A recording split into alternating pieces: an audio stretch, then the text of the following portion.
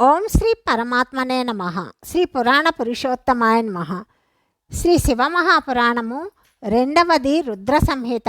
ఈ రుద్ర సంహితలోని ద్వితీయ ఖండము సతీఖండములోని 36, 37 అధ్యాయాలు మనం తెలుసుకుంటున్నాము.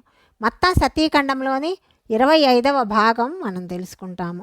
ఈ అధ్యాయాలలో దేవతలు పలాయనమును చిత్తగించుట, ఇంద్రాదులు అడుగగా బృహస్పతి రుద్రదేవుని అజేయత్వమును చెప్పటము, వీరభద్రుడు దేవతలను యుద్ధమునకు పిలవటము, శ్రీ విష్ణువునకు వీరభద్రునకు జరిగిన సంభాషణ, విష్ణువు మొదలైన దేవతలు తమ తమ లోకాలకు వెళ్ళిపోవటము, దక్షుని అతని యజ్ఞమును నశింపచేసి వీరభద్రుడు తిరిగి కైలాసమునకు చేరటము మనం తెలుసుకుంటాము. బ్రహ్మ చెప్తున్నాడు, నారద, అప్పుడు దేవతలకును శివగణములకును భయంకరమైన యుద్ధము ప్రారంభమైంది. సకల దేవతలు పరాజితులై పారిపోతున్నారు. ఒకరితో ఒకరికి సంబంధం లేకుండా దిక్కుతోచని స్థితిలో ఎవరికి వారే స్వర్గలోకమునకు చేరుకొన్నారు. ఆ సమయమున మహాబలి అయిన ఇంద్రుడు మొదలగు లోకపాలురు మాత్రమే ఆ భయంకర సంగ్రామమునందు ధైర్యముతో ఉత్సాహముతో నిలబడ్డారు.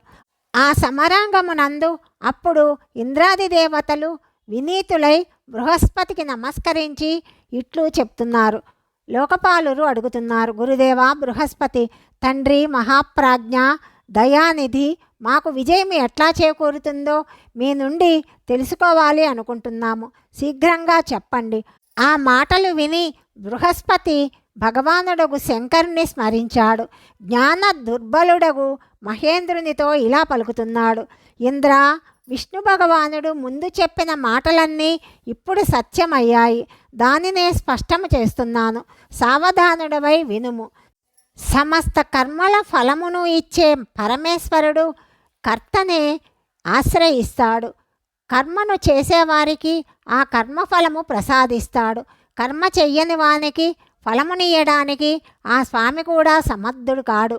కాబట్టి ఈశ్వరుని తెలుసుకొని ఆయనను ఆశ్రయించి సత్కర్మ చేసేవారికి ఆ కర్మఫలము లభిస్తుంది.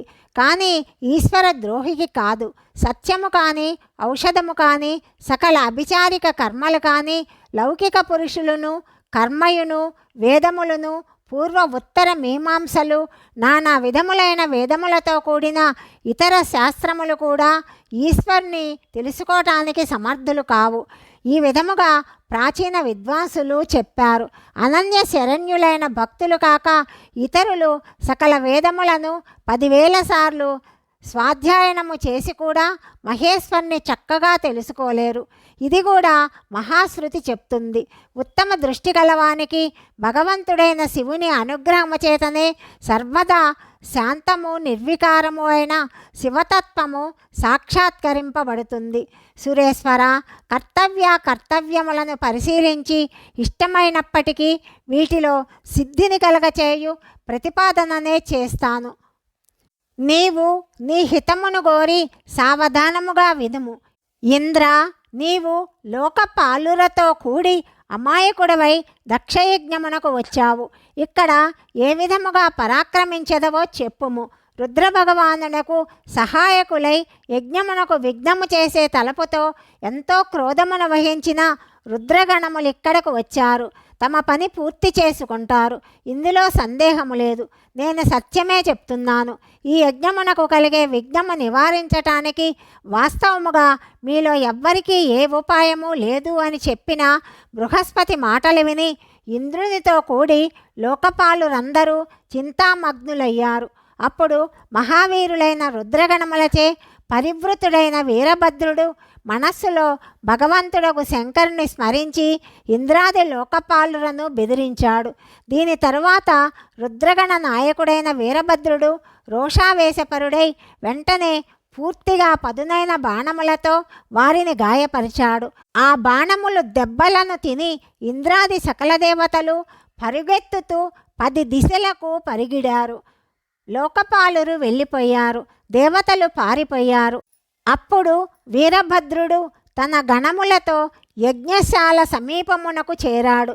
ఆ సమయమున అక్కడ విద్యమానులైన సకల ఋషులు అత్యంత భయభీతులై పరమేశ్వరుడకు శ్రీహరిని రక్షింపమని నతమస్తకులై ప్రార్థించారు.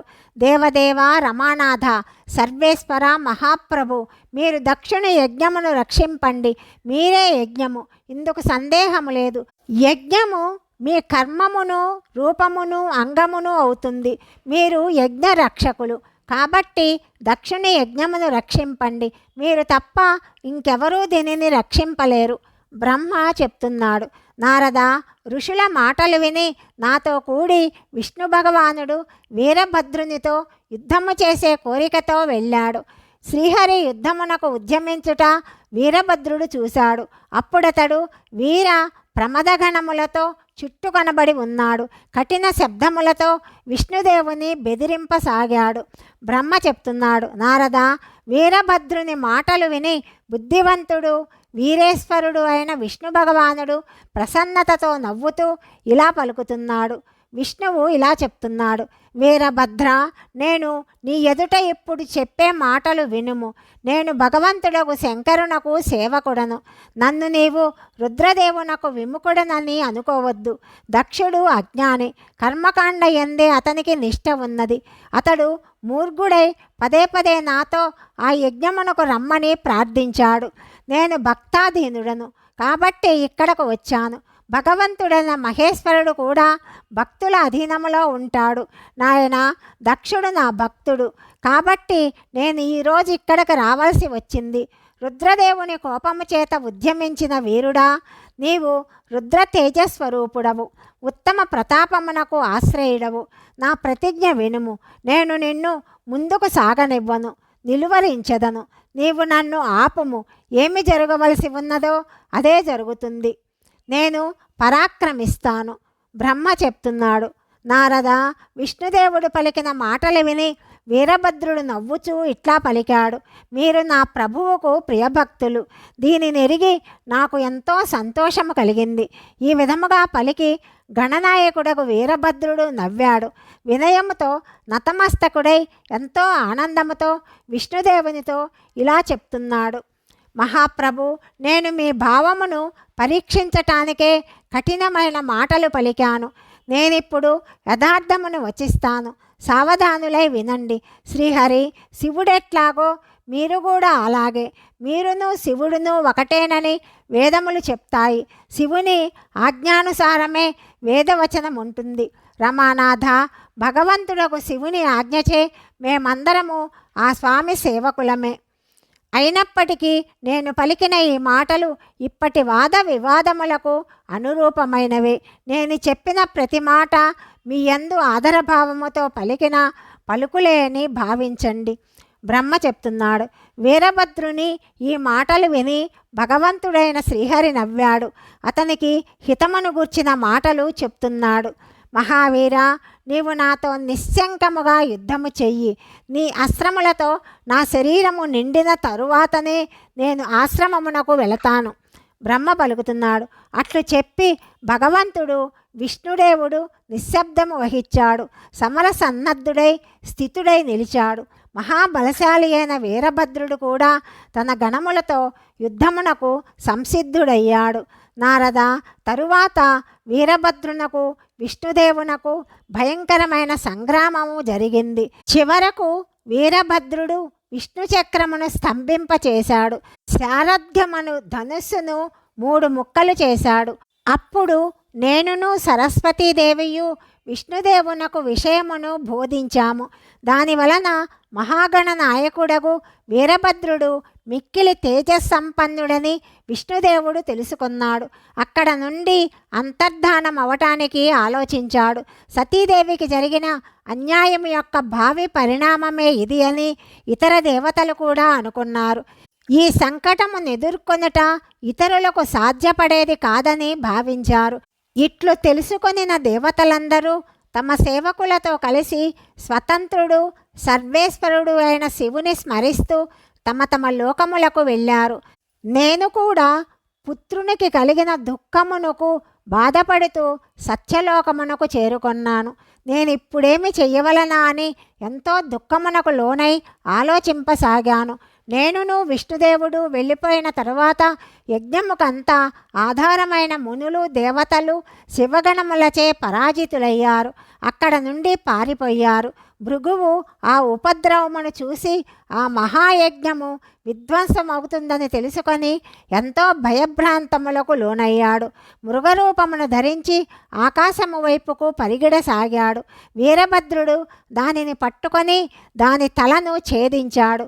ప్రతాపశాలి అయిన మహాభద్రుడు భృగువును నేలకేసి కొట్టాడు. అతని రొమ్ముపై కాలిని తొక్కిపెట్టి అతని మీసములను గడ్డములను పెరికివేశాడు. చంద్రుడు ఎంతో వేగముతో పూషాదేవి దంతములను పెరికివేశాడు.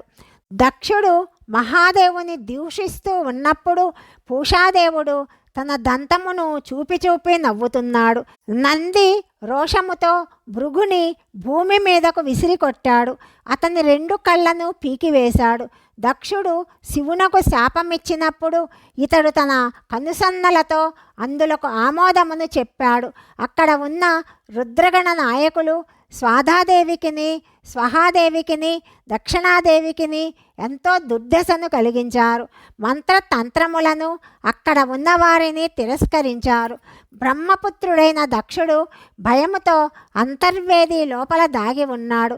వీరభద్రుడు ఆ విషయమును తెలుసుకొని అతనిని బలవంతముగా పట్టుకున్నాడు. అతని 2 దవడలు పట్టుకొని తల మీద ఖడ్గముతో ఒక వేటు వేశాడు. కానీ యోగ ప్రభావము చేత దక్షుని మస్తకము అభేద్యమయ్యింది. అది ఖండించబడలేదు.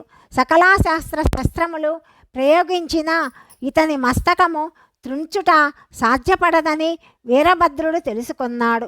అప్పుడతడు దక్షుని వక్షస్థలమును తన పాదముతో అదిమిపెట్టాడు. 2 చేతులతో అతని మెడను త్రిప్పి విరిచివేశాడు. అప్పుడు శివద్రోహియు దుష్టుడైన దక్షుని ఆ తలను గణనాయకుడైన వీరభద్రుడు అగ్నిగుండమున పడేశాడు.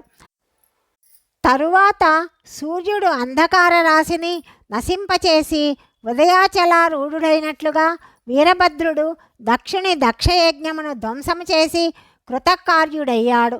అక్కడ నుండి వెంటనే అతడు ఉత్తమమైన కైలాస పర్వతమునకు వెళ్ళిపోయాడు. వీరభద్రుడు పని పూర్తి చేసుకొని వచ్చాడని శివుడు తెలుసుకున్నాడు. ఆ స్వామి మనస్సులో ఎంతో సంతోషించాడు. వీర ప్రమదగణములకు వీరభద్రుని అధ్యక్షుని చేశాడని బ్రహ్మదేవుడు నారదునితో చెప్పాడని శౌనకాది మునులకు సూత మహర్షి చెప్పాడు. అధ్యాయము 36, 37 సమాప్తము. 38వ అధ్యాయం గురించి తదుపరి భాగంలో తెలుసుకుందాం. సర్వం శ్రీ పరమేశ్వరార్పణమస్తు.